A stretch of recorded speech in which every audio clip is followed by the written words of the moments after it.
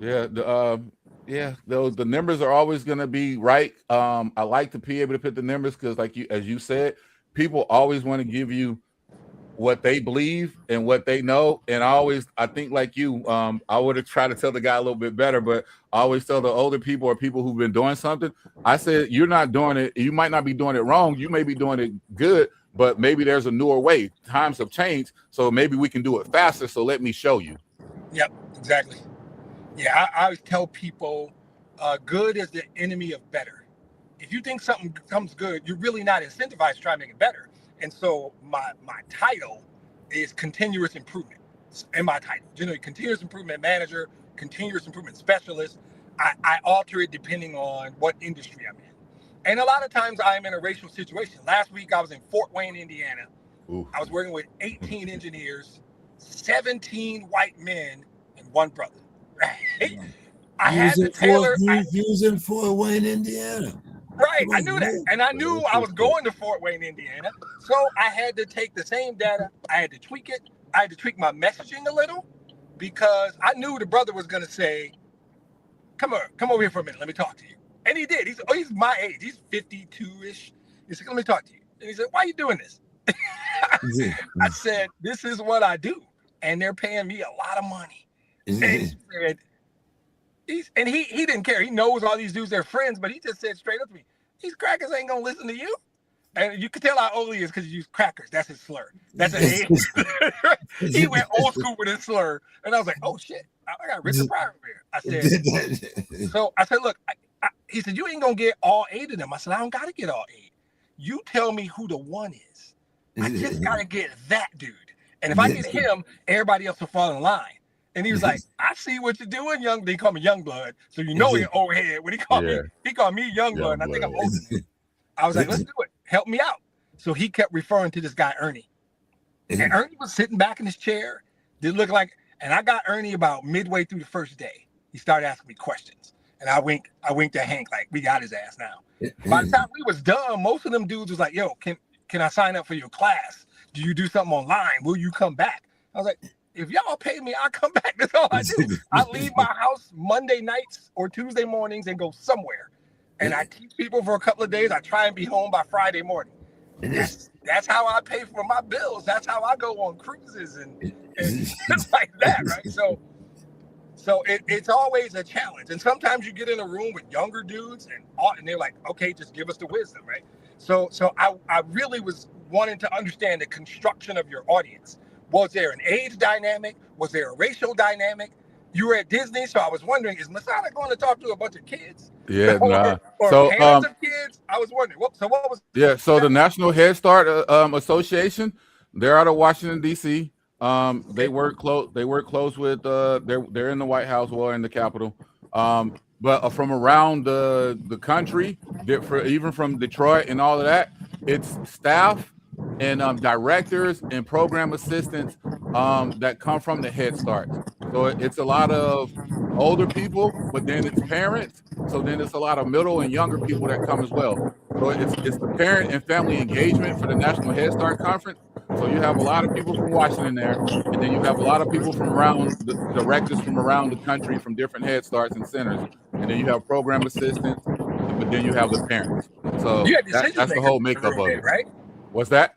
You had decision makers in the room then. Oh yeah, a lot of decision makers. That's good. Yeah. All of them, like if you go to one of your Head Starts now, look up your director from your Head Start right now. Some of them come from the state. The director of the state comes. The director of the department comes. There's a lot of big people that come in there. We gotta wear our little badges and everybody get the little name tags and different things like that. So it's a really big. It was at the Caribe Royal Hotel in Orlando, the convention center. Okay. And they had over like 100 rooms. Brother Derek, they went old school on us. I see you when you grabbed the laptop. Yeah. He gonna get in here somehow. By the way, while you here, sorry for your loss. We heard you lost and never easy. Lost him. Didn't get that. Yeah. So anyway, I know everybody got an officer's packet, right? and all that, everything that was included in it. But I want to wait to get the. Did you get my email showing whether it was the tracking on it? I'm talking to you, brother James. Yeah, I sent you an email. Okay, I don't think I got anything. They sent me a tracking. They sent the stuff off. They got all the stuff from California, all the files and the prints and everything. I forwarded all that to you guys too. Okay, I got you. Yeah. That's all the incorporation documentation you guys are doing? Yeah, I saw that. Yeah. So I incorporated myself 10 years ago for my podcast and all that stuff. So yeah, the documentation is very similar. But yeah, I would try to figure out how to get one of you all or all y'all to one. It's a big, nice event. There's a lot of professional people there, but they like me because it's kind of like we just talked about with things have been good and they have a lot of older people. I come in raw and give them ideas. Like I went to I met the guy on Monday, so it's like from Monday through Friday, but Thursday is like one of the last days. Monday is like you go and then you meet everybody kind of opening. So I meet this guy and he tells me he has a class. I go to his class. At the end of his class, I see my method and technique that I used in December in the convention center in San Diego when we had one and I spoke here, and he's using it. And I had to calm myself from being human. My human part got upset because I was like, just give me some acknowledgement and credit. But then my other side took over and was like, Masada, that's what you want. You want to be able to help brothers and teach people and do something that's useful. Yep. Yeah, at the end of the day, that's a good thing.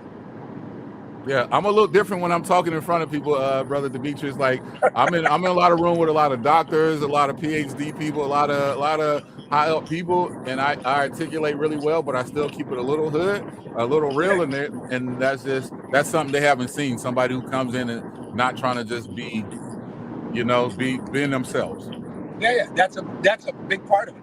Like people can see fake, so you can't totally erase who you are. People spot that a mile away, and disingenuous stuff has never worked out.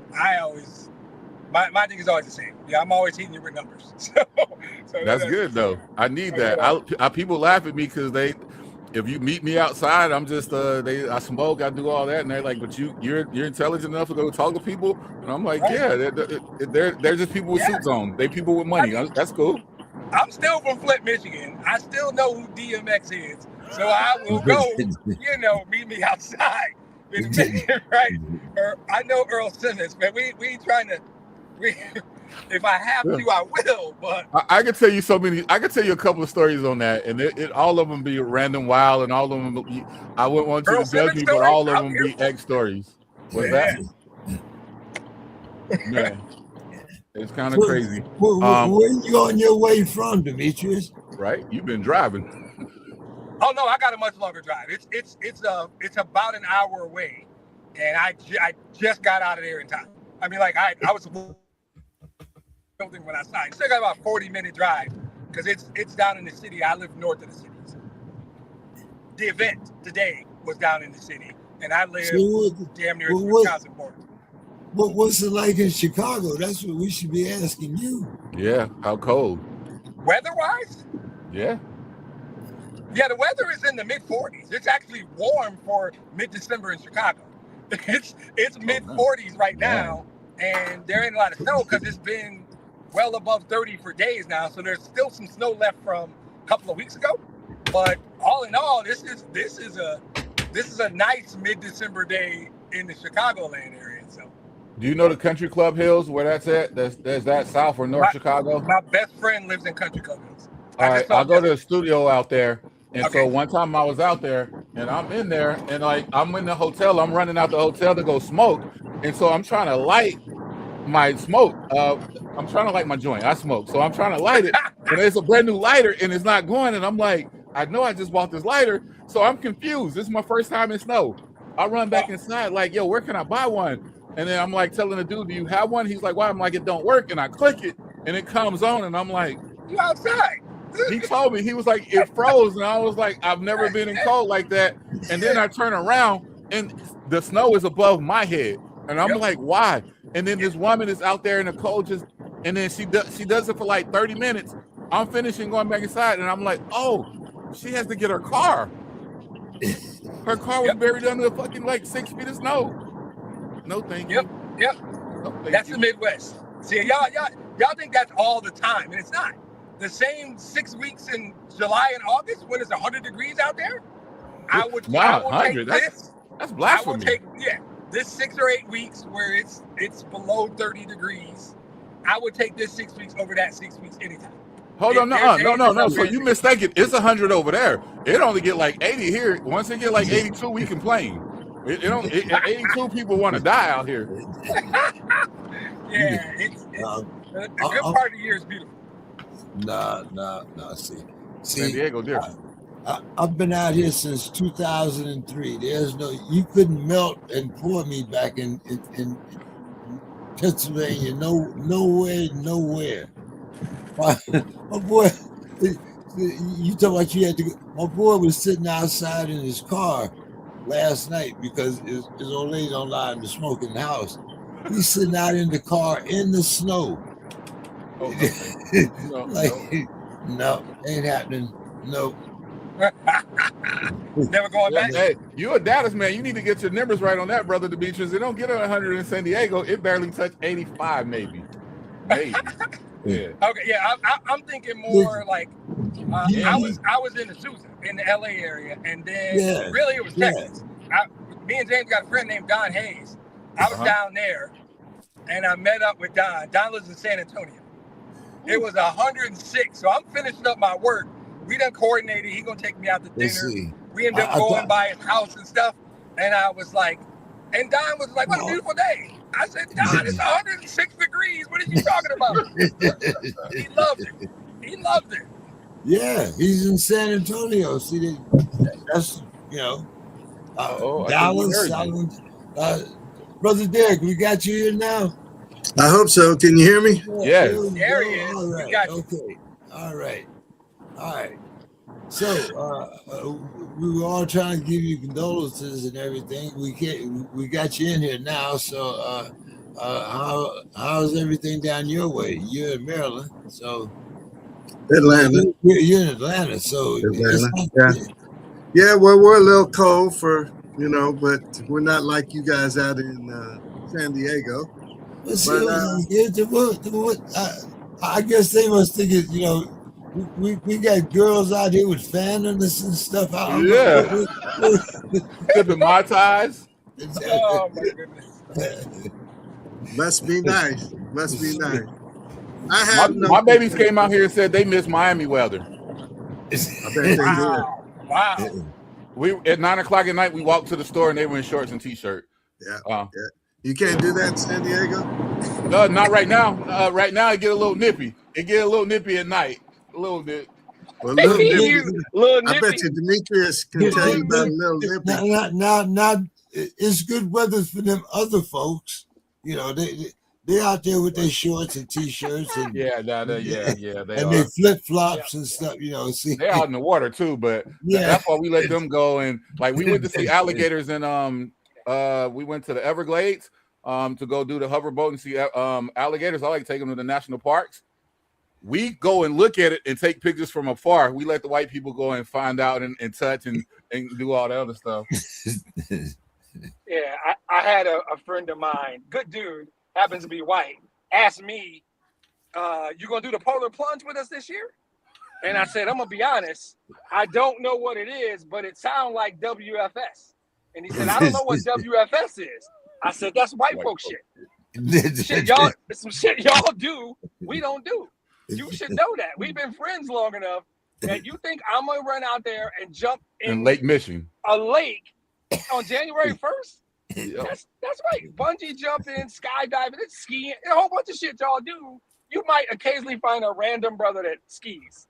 You didn't get me on those skis. So disclaimer. I've jumped in the Michigan Lake when it's cold. I won't do that plunge type shit because I want to get out, but I do ice baths. I do ice plunges here, and the water is like freezing, but it's good for your body. It's good for your body.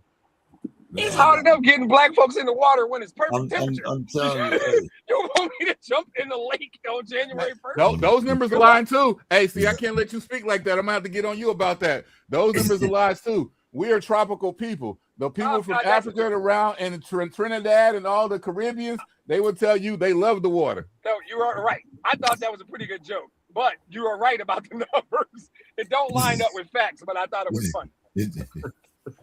All right, guys, let's get a little business taken care of since we all here. Was there anything? Brother Derek, we don't have a chaplain right now, so I guess you gonna have to fulfill those duties. All right, I can do that.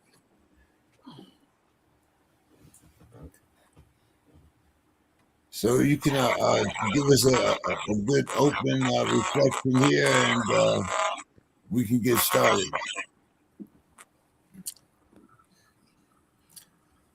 Precious Lord, we thank you for bringing us together to talk about the launch of this community engagement, community empowerment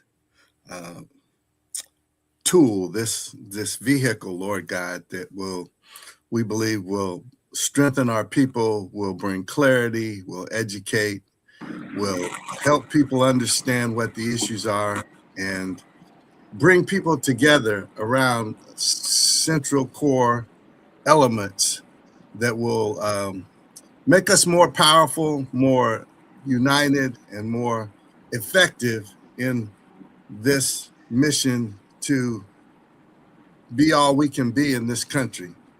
So we thank you for these brothers taking the time. Thank you for their insights, their ability, their history, their strength, and their commitment to their people. In Christ's name I pray. Amen. Amen. Brother Masada, as our president, you want to give us a little bit of your insights, what you intend for our organization to be and your leadership? Yes. I don't know if it's mine's or anybody getting a little echo or static. It's just James. I'm getting some feedback only from James. Okay. When you speaking, Brother James, it's a little echo static. Yeah, we're getting some feedback. Yeah, and what I have for this is what we were just speaking on when Brother Derek was trying to come in, and then Brother Demetrius, what you were talking about. Brother Derek called me an old soul. I really have. I love the community. I love people.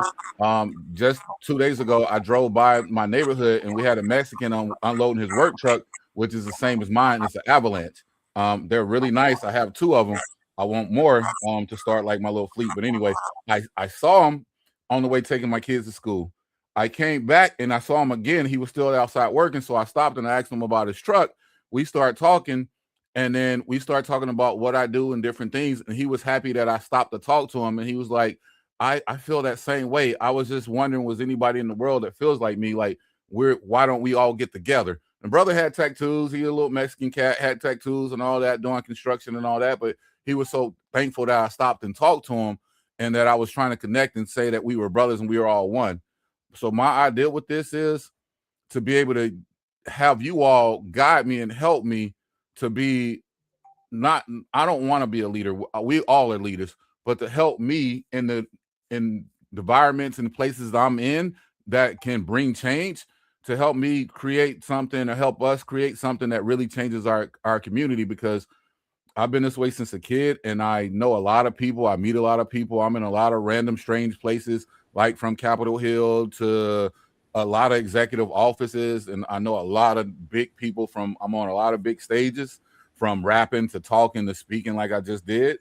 But I need to know how to bring people together. Like when I look at you, Brother Derek, I brag about you all the time. I'm honored. Like, yo, you being the vice president, you talking to me and telling me that you like some of the things I say. when I talk about Dr. King, Malcolm, them, I honor all of them. I really look up to what they were doing, but I look up to the people that was around them, because the way they got the people in the community to be one, that's what I respect and I love. It was about the people coming together, and more people came together. So with this, I'm hoping that my energy, my love, my infamous things out there can grow through us, and we can grow to really bring a change of, I'm sick of looking at, no offense to NAACP, no offense to any other corporations, but I'm sick of looking at all this money, all this influence, all this power that we have today, and yet we don't have what y'all had back then when y'all had less. And so that's why I'm here. I'm not here for me. I guess I am because I'm selfish, because I want to be at peace. I want my sons to be at peace. I don't want to have to tell my grandkids, be nice to police, do this, don't do that. I don't want to have to fight for everything that y'all fought for, that we shouldn't have to fight for fucking for today. And so I'm gonna try to end it at that, because I can go on and on, but it's basically about, I'm that dumbass kid that believed everything that I saw from back in the days. And I say that with you doing the preaching, or you doing our getting us ready as in the spiritual or religious world. I grew up as a young kid going to church all the time and looking at the preachers and reading the word, and then looking and seeing everybody and reading the word and believing, and seeing the Malcolms and Martin and being like, these people live like this, why aren't y'all? And so I feel like I grew up in the wrong times, but maybe it's the right times, because I wish I could have been back then.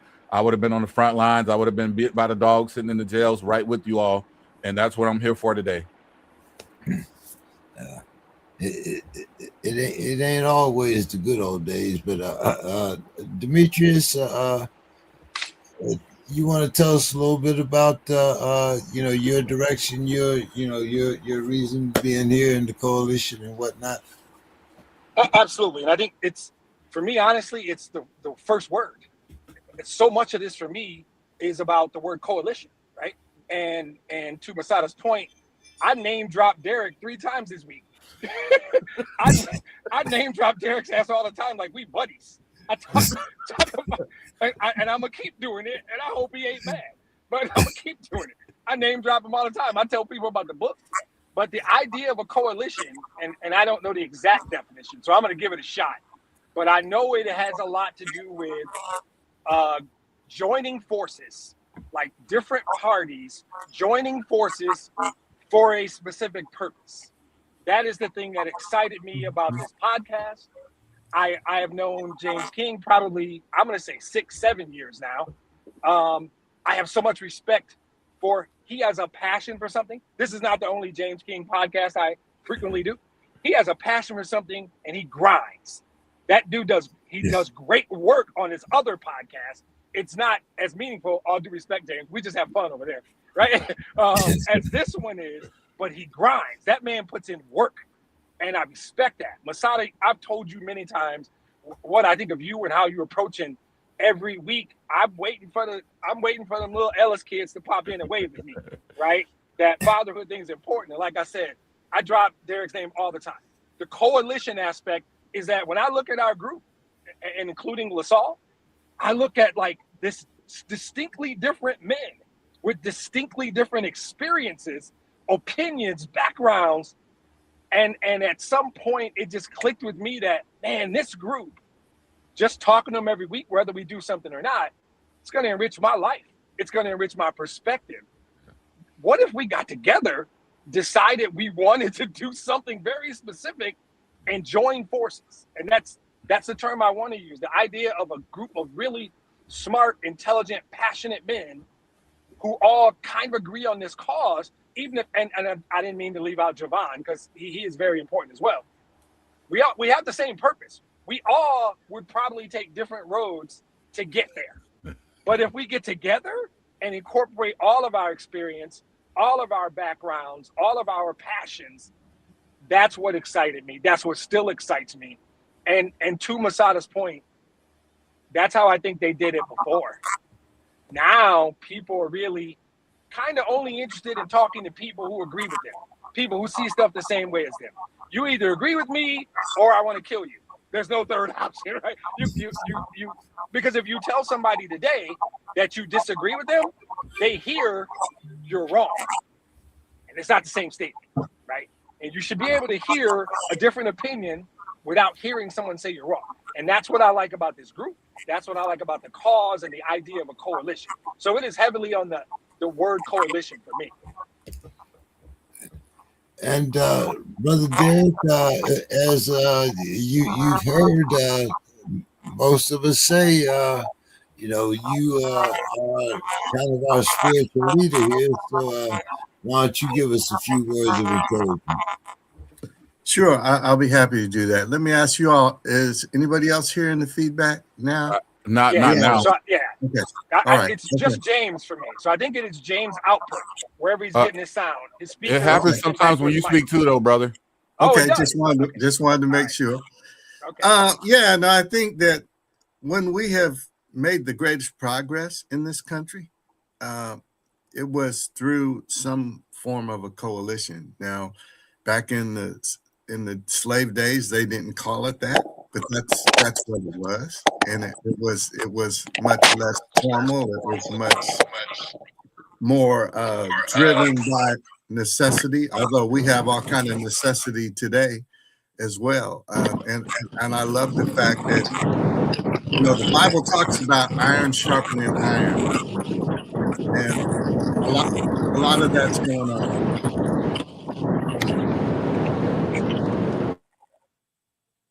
Oh, can you guys still hear me? We can hear you. It was just his feedback from the road. He put it on mute though. He I got you. He put us in his car. He put us in the the Bluetooth. Okay. Yeah, so the Bible does talk about iron and sharpening iron, and I agree with you. Brother James is tenacious, and that's the thing that I guess he reached out after he saw something about my book, and that's how our connection came about, only maybe in this last year. But I love the fact that he has this vision, and he goes after it with all his heart and all his mind and all his soul, and so I have great respect for that. I have great respect for the fact that you and he served Masada, and you bring a worldview that is really desperately needed in this country. Too many people in all of our cities have never left the city limits. I mean, it's unfortunate. And so we have had these life experiences that we can bring to this coalition to challenge people, again, to inform, inspire, and empower. And when I do my book signings, I always say, I say, my fervent hope and prayer is that this work will inform and inspire and empower both you and your children's children. And so if we can do anything along those lines, make any progress towards doing something like that, and I know we can, we can really make a difference. And, we all have this certain place where we're put to make a difference. And you guys are wonderful. I love Demetrius's, unfortunately we live in a world that, because anybody can get on social media and say anything and people will believe it, but the data doesn't lie. And I love the fact that you go after that with tenacity, and you do it with confidence, and you've been trained to do it. And like Masada, you'll see if you go to the back of my book, I got a hell of a lot of footnotes, because when you go after people on that level, you better have your stuff together. And so that's important. But we also need, the visionary aspect that James brings to the process. And as you mentioned, the brothers that aren't here, they all bring something too. So, and having a collection of Black men from different parts of the country, from different perspectives, different backgrounds, but all who want ultimately the same thing: to see our people excel, to see our people shine, to see our people confident in who they are and whose they are and what we can do and what we can be. And we all know we're feared as a people, and that's why the foot's been on our neck this whole time. One thing Dr. King said, as I close with this, he said, a man can't ride your back if it's not bent. And so I think this coalition is a group of men that can help Black people understand we need to stand up straight. We need to know who we are, be proud of who we are, be insistent on what's ours, and do the right thing to make sure that people have to respect that. I will say two things. I will have to tell you all. One, I'm gonna get to the back of it because you got to sign it. You talking about book signings? I'm like, mine ain't signed because I got it off the Amazon. I want mine signed. Absolutely. Yeah. Another thing is, with the people you all spoke on, Brother Javon is still with us. Brother LaSalle is taking a break. If y'all don't know, but I love the way we feel all about him. We still wish he would be able to put all into it. Some of us aren't able to, but the reason I got with you all again is because of your experience, your knowledge, and I'm willing to go head first in it. But when I want to go head first in something, when you talk about the people, I have a lot of influential people I know, a lot of people that got wallets and they powerful in different positions. I've never asked or never confident with anything because I've never had a backing or a team or anything I felt besides myself confident in to be like, hey, this is me. I can go forward with here. And they're like, well, what do you have? Now we know we like you because people are like me. That's easy. But what do you have substantial? Now I have my numbers. I have my data. I have my facts. I have my Derek who's done this. I have James who, when y'all say he goes out to stuff, I like that too about him. I'm like, yo, he'll run head first with me. Okay, we all going head first and we're all going in different paths and directions that way. But we're going to do it in a scientific way. We're going to do it in a relevant way. And we're going to do it in a way that we can change it. So I hope Javon becomes more able to when school loosens up for him, but he's younger. We do need him. I hope Brother LaSalle gets it back later on some type. But with you all, I'm glad that this is the core and y'all give me more confidence. And that's kind of crazy scary for me because now I'm not lacking on anything. Like I said, I felt like I would be lacking with, I can't do all the data information. I can't go. I'm lazy in that aspect of it. I'll fight with anything else, but I'm lazy in trying to go get all the other stuff that I need. But if I have it, I will use it. So thank you all. One thing I do would want to inject here. I know we are, 4 Black men, but that doesn't mean that we don't respect our Black women. Yes. And that does not mean that we don't want them as a part of our struggle and a part of our coalition. So we are always expanding. We're always looking for new members that think alike. I think one of the things that has drawn us together is the fact that we all have a common purpose and a common goal. Like you say, we might have all picked different ways to get there, but I think as much as I guess I'm kind of the pessimist here because I'm always thinking of what if and why not. But I have not always been a part of a peaceful coalition, which is kind of different for me because as most of you know, like as Masada says, I'm head first, but I'm like Sun Tzu. I'm also looking, to know what's ahead of me, to know my enemy, to know what's, what the perils are, what the consequences are. So let's not go into this blindly thinking, that, we might lose some friends. We might lose, a certain audience that we wanted or desired. But right now, the most important thing is for us to remember how resilient we are as a people. And with that, I'm going to go back to our president here. And Masada, have you looked over our mission and our different resolutions? And was there anything that you might have wanted to add, something, or put forth, the bylaws that we've written, to be adopted. What your thoughts there? Yeah, Anything? no, the ones I sent you, you have already had everything, and I think I sent you some that I had, and I'm thinking that you matched them. I don't have anything too much. I will look back over it and see if I have anything new I want to, but I've already said what I wanted to do and add on those, from when I sent you the emails, I think like 2 weeks ago or so. And I have nothing to add on that. I do have something to add about you saying, not going in it blind and knowing that we might lose things.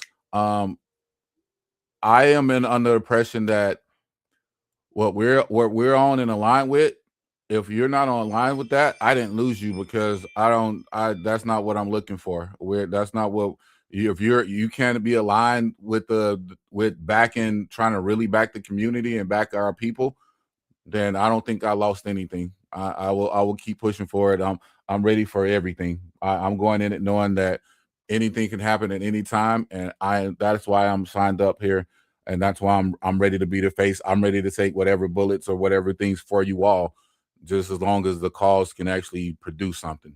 Because I believe it produced something with the former people, but it hasn't produced enough. It needs to produce. I'm in it for the totality of the win now. Not we won battles. Now it's time to end the war. And I think it's important what you just said. So I'm going to repeat a lot of it.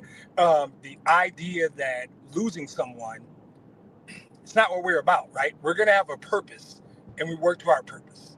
Those we have, we have. Those we don't, we probably never have. So I think Masada's saying they aren't a loss. I think there is one thing that I want to say. I hope we're all in agreement, but I know this is a space where if I do say something and y'all don't agree, it's all good. I think we need to be comfortable evolving. We're not set in stone. We're going to learn. Like we're going to learn stuff. I don't know that we're going to ever make a hard pivot, because I think we're all kind of in line about what we want. But if we stay true to a vision and a purpose, and even a strategy, if y'all let me dig deep enough into the numbers, right? But we can't waver too much from what we want to be, but we are open to, I'm going to use the term, any marginalized person can probably get on board with this. I don't know that you have to be a certain race or gender. If you feel marginalized, maybe, right? But I think that we will have a purpose. We might adjust that purpose slightly. That purpose may grow and evolve, but it'll happen as a coalition. It'll happen with all of us. And I don't know that we'll ever veer too far. So to Masada's point, I think anybody who would be with us at the beginning, probably we won't lose them. And if somebody jumps off like the dude a couple of weeks ago, we ain't losing him. That ain't a loss in my opinion. If we ever had him, good riddance. But I don't know that we ever had that cat. I think the people that are passionate about this, their focus, they won't change. And if we stay true to our purpose and our mission, I don't think we'll lose anybody we ever actually had. If it feels like a loss, we probably never had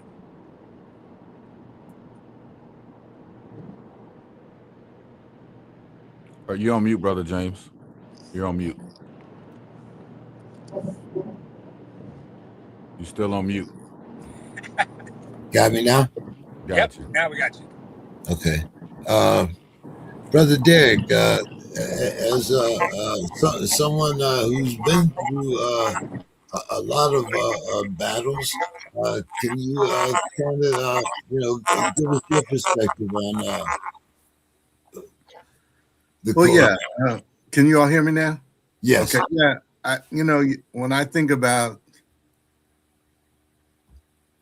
and I'm not trying to say that that's who we are, but I think that there's a lot we can draw from their organizations, their past. We certainly, the goal isn't to be martyrs like them, but both Malcolm and Martin, they were willing to go against the grain, and they lost people. And of course, I know more about Martin's story, but like he would go into city, and lots of the people, the churches, the big leaders, they wanted nothing to do with him. He was considered too radical. They would run from him. There was a big church in Chicago, for example. The pastor had so many issues with Dr. King. He had the post office He moved his mailbox off the street when they named it for Dr. King to another street because he just was that diametrically opposed. But they would try to find churches when they came into a city where there was a movement. The embers of a movement was there. It was trying to generate and spark, but they needed the leadership. They needed somebody who had done it. They needed somebody who could tell them they could succeed. And lots of these churches, they say, oh no, we don't want anything to do with you. So all I'm saying is, one of the things that the Bible talks about, and since you just asked me to do this, he says, if you're lukewarm, he'll spit you out. So he says you have to know what, and I agree, Demetrius, 100%. We need to be willing to evolve. We need to be willing to pivot somewhat, but at the core, you're going to be who you are. But you may need different methodology, different focus based on what's going on at the time. And so I think, yeah, you have to be willing to realize that there are a lot of people who just won't be with you. But if you get this core group of people who really get the vision and can take part of the vision, whatever city they're in, whatever community they're in, you can really make a difference. And so I think that, and again, we're not a monolith, right? People want to say, all right, go ahead, Messiah. People want to think that we are all the same in the sense that, but we have this commonality, right? We're bound by this same commonality of the color of our skin, but our experiences are real different. You two served in the military. I mean, even people who've been incarcerated have a different worldview, but how many of our people are like that? So that perspective is hugely important because you can talk to some people I can't talk to in certain ways, right? And, so, my parents in the military, I traveled all over. And so I have a different perspective. I love the fact that Demetrius crunches the numbers and LaSalle comes from this mental health background, because look how much that impacts our society today. We have all kind of issues, and a lot of it is due to systemic racism. But we can still be successful and strive. And I love that Javon has that young enthusiasm, and he's willing to learn. I mean, it still blows my mind that he didn't have a clue that Israel was such a new nation. And so, but we're all learning here, and we're all willing to learn. And I just think it's a beautiful thing. And I love what you said, James, about, women, particularly Black women, have been so, I think Black women, and I understand if you say it's us, but I think Black women have been the strongest people in the history of this world. And what they have endured, and how they have been all too often, frankly, the backbone of their homes, is something that I think that, yes, we should honor that, and we should find a place for it, however that works and whatever that looks like. Because probably, if I had to say, I would bet there'll probably be more women listening to this show than men, quite frankly. And so I think that puts a responsibility on us in terms of what we address, what we focus on, and how we make sure that we make a space for them at the table, because they do that thing, and they're so fierce, and too often, and I'm not saying a lot of it is systemic too, but too often, they're left holding the bag. And so I just want to make sure we name that. I agree with y'all on that. Later on, when I clean up my emails, I'm trying to do it in the next week. I am going to be giving Brother James a lot of my contacts, and so he can reach out to him. One of them will be my friend. Her name is Shameen. She's Jamaican. She's a Black lady. She has a nonprofit out here called Shariah's Closet, where they give pretty much they just give clothes out to the people who need it, low economic people who need it to so they can go in and do interviews and they can do all the stuff. She just, I believe yesterday got an award from the Black Caucus out here and all. That would be a good person for it. While you were talking, I was really listening to you. But I was trying to show y'all pictures of Muhammad Ali that was in my uncle's barbershop. Well, my cousin's barbershop, but he's old enough to be my uncle in the Bay Area in Oakland. He has they gave named the street after him. His name's Jackie. They gave him a street, but Muhammad Ali came in there. It's not just Malcolm and Martin. It's people like Muhammad Ali with that type of attitude and that type of not just resiliency, but that type of, some people like to call it flamboyance and arrogance. I call it very, not just pride. I don't believe it's pride because he was humble enough to do it for his people. It's just that mentality inside you to know who you are. And so that's the spirit that I have. I feel like you all have. And I feel like we will learn and grow with each other and be better. So whatever we need to do, just I'm down to do it. But with the women on board, we're going to get there. I know a couple of them. I know y'all know a couple. I'm down with that. And I was down with you, said Demetrius. In my head, the coalition is a joining of forces to commit to do something better, a better overall thing for everyone. And for me, it's just like the Mexican guy I talked to and the other people, whoever believes the same, they don't have to believe the exact same vision. They got to have the same goal. We don't have the same ways to get there, as we all saying, but I only want to try to help people that we can help, and the people that we can't help and the people that want to be helped, we're going to go with that. And the allies that we gain, we're going to have, but we have to know, and I know you all know, but we're going to have to know the opposition is real. We're going to have people that just don't want to see it happen because it's not beneficial for them. Very true, Masada. I'm not sure. Let's see. Where am I getting the feedback from it? Can everybody hear me now? Okay. Yep. No, I think that this week will be very important to let people know exactly who we are and what we're about, which is why I wanted to start introducing ourselves to the public during Kwanzaa week. And I thought the principles of Kwanzaa would be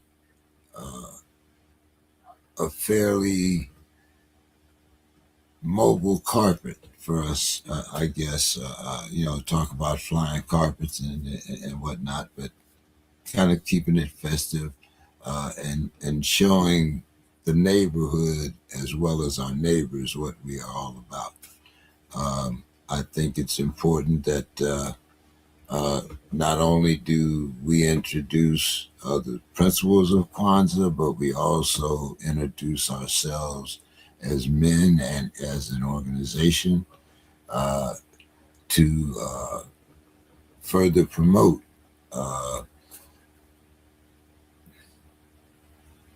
blackness. No, I mean, what am I supposed to say here? I mean, Don't sugarcoat it, be real.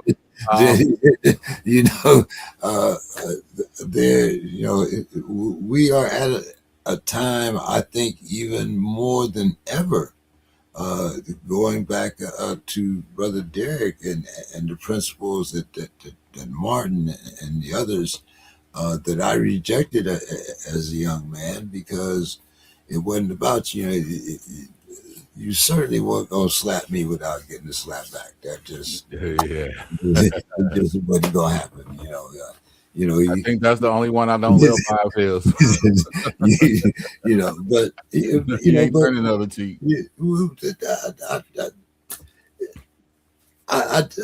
I'm from the projects. If the dog bite me, I'm gonna grab his ear and bite him back. Yep.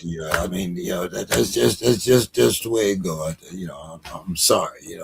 I'm not talking about being non-apologetic. Well, there you go. I think that's realistic, though. But I think that my feeling is the key is our battle isn't people walking up and slapping us. Like I'm 6'4", 220. And everybody's going, They're not gonna walk up and slap me. It's just not gonna happen. We're fighting a different fight with a different kind of metaphorical slap. It's a legislative slap. It is a military, to a degree, tool being used by certain elements of the government. It's that kind of slap. So there are some cases where slapping back metaphorically will always feel like the right thing to do.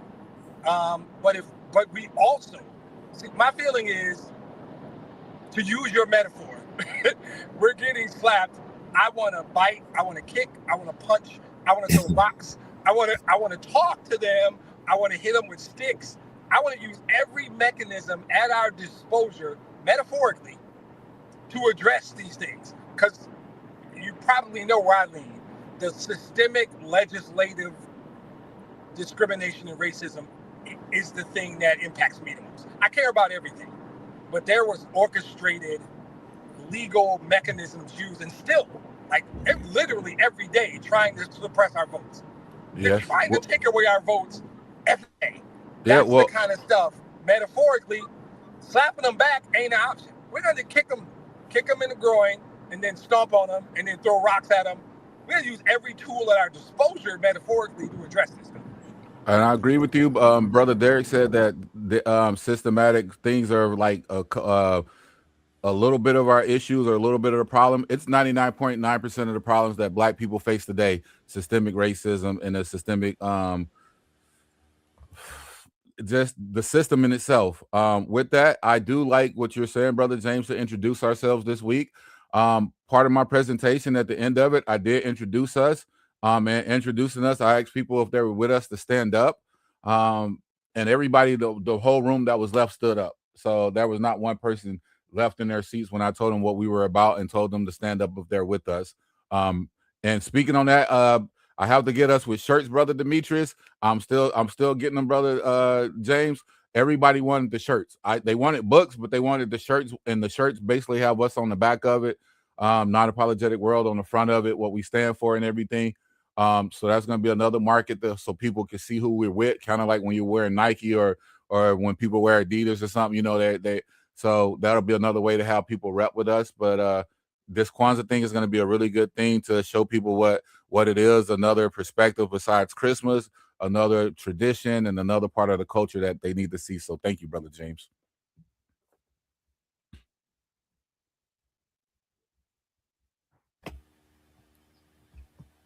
And that's another thing that we are going to have to start working on slowly but surely, because we are an organization and we do have certain expenses. As of right now, I forget, Vasadi, you still have to tell me how much that it was for the 501. We can split those expenses, I'm sure. We need different types of fundraising, of course. We want you want to go to Minnesota for the next Head Start. Of course, Mr. Scott is up there.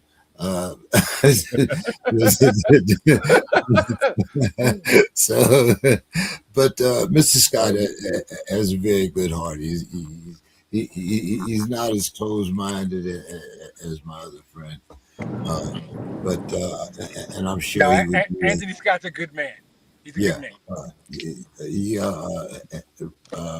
I forget the name of his book, but I keep forgetting the name of the group that he was. I think it was Shades of.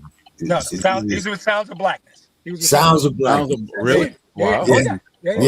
Yeah. He's the real deal. I mean, you know. Okay.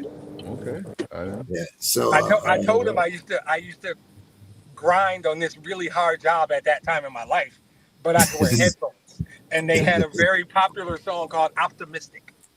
Right. Yeah. And it was very, very faith-filled, keep your head to the sky, be optimistic, you can win kind of thing. Mm-hmm. And I used to be grinding at this foundry back in the day, man. And I would be like, I am not going to get through this day. And that song got me through days on that job.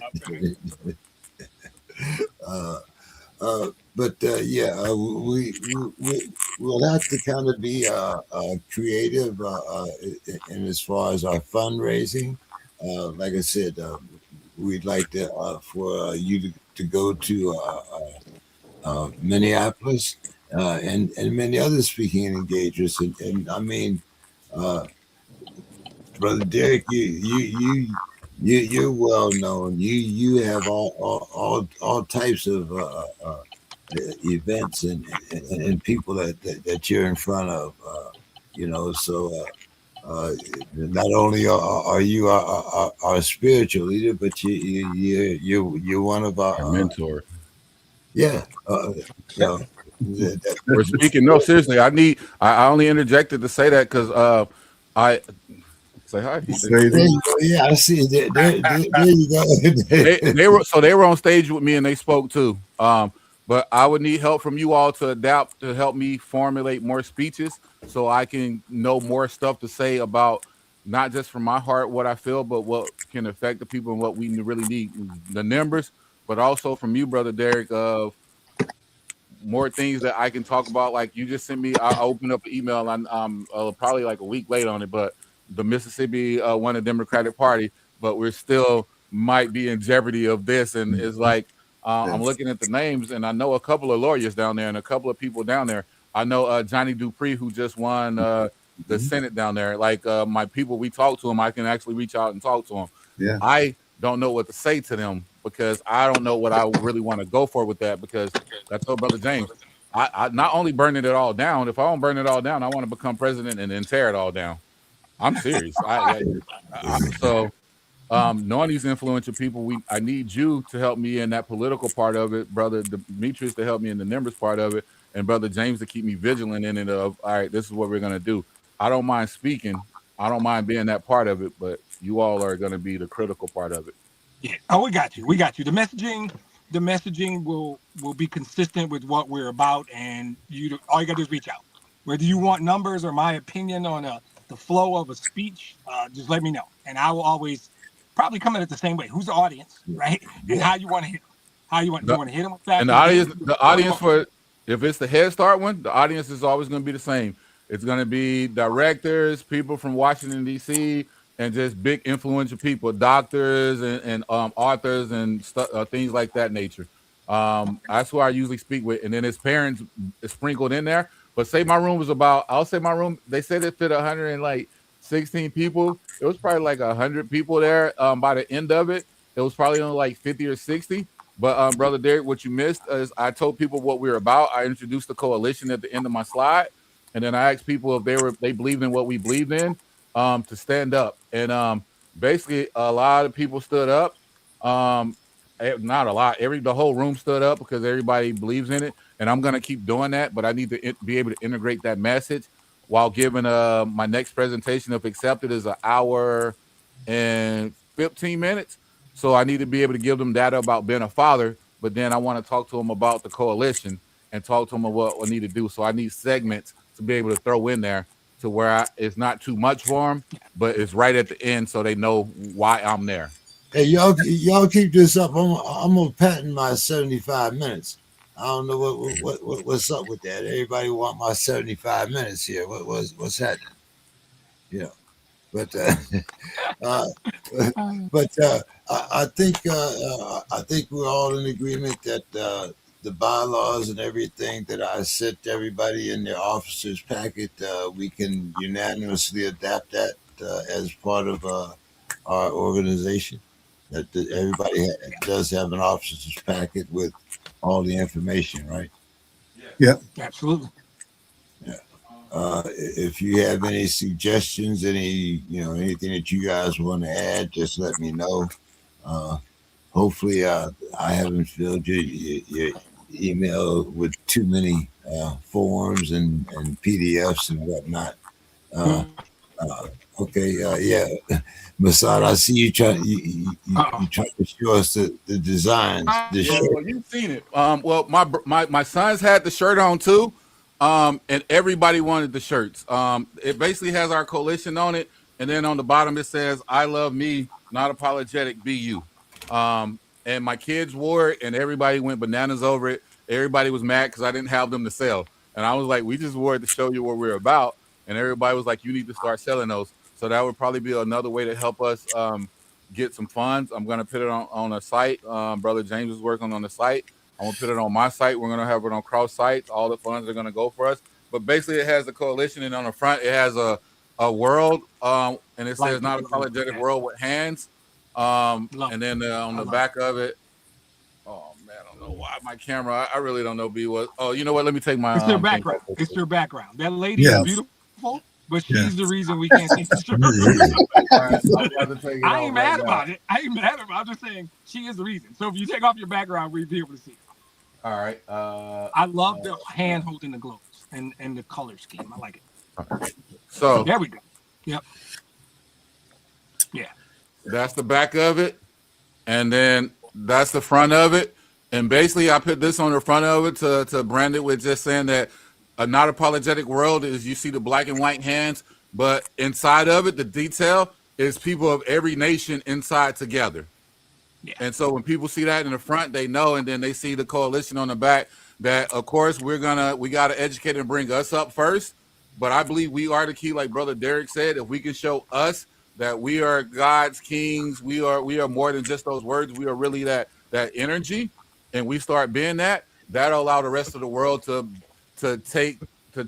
they wouldn't have their foot on our back no more. They can't. If we all stand up, they would be holding hands with us side by side. You know, one thing that, can you guys hear me? Am I? Yeah. Yes. One thing that we probably should be thinking about is like when you do that, where we can list a website for further information to be part of what we're doing. Reach out to us here. I have a QR code I did for that. So they sent them all to Brother James right now. Yeah, he's working on that, but I put the QR code up so they can do everything like that. That's what I told y'all. Y'all are my guys. Brother James put y'all in it. He said, Masada, just go do what you do, and we got the rest of it. So all right. Beautiful. Well done, fellas. Absolutely. You're on mute, Brother James.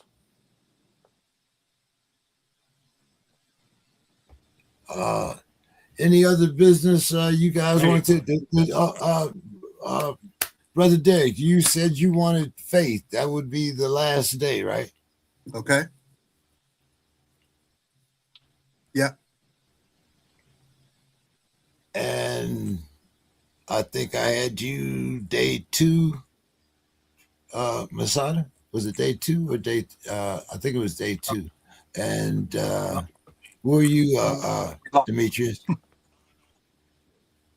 I got to double check. I'm gonna need you to tell me. I'm in the car now. I should be in front of stuff, but okay. All right. I will double check. Yeah. I did reach out to a couple of organizations here in San Diego. We'll see if they join us or not. Okay. We are the new kids on the block, and as you can see, with the expediency that we set up everything that we're for real. So we're listed, I believe, in the California directory already of nonprofits. Okay. You guys can check that out. You're not messing around, Brother James. Oh no. This dude don't play. Demetrius has known me for a little while. When I play, I don't play. So, yeah. Masada, didn't you say we were already listed? Yes. Yeah. Okay. If you look it up on the California website right now, we're already listed. You can find us on there. So we're officially up and running. We just got to get it all together, but it's coming.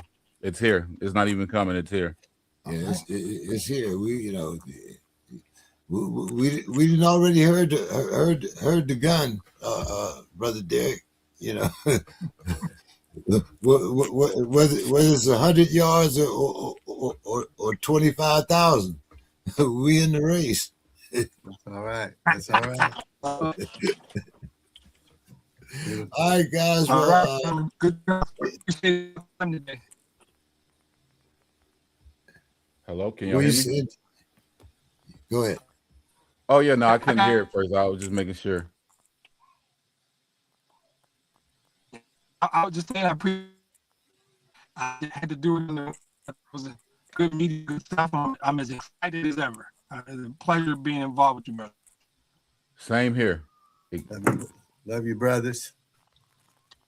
Love you all. You all have a good weekend. Right. I'm gonna go and do some father duties out here and all. But thank you all. You all do motivate me. I brag on more than just you, brother Derek. I brag on you, brother Demetrius. I name drop all you all.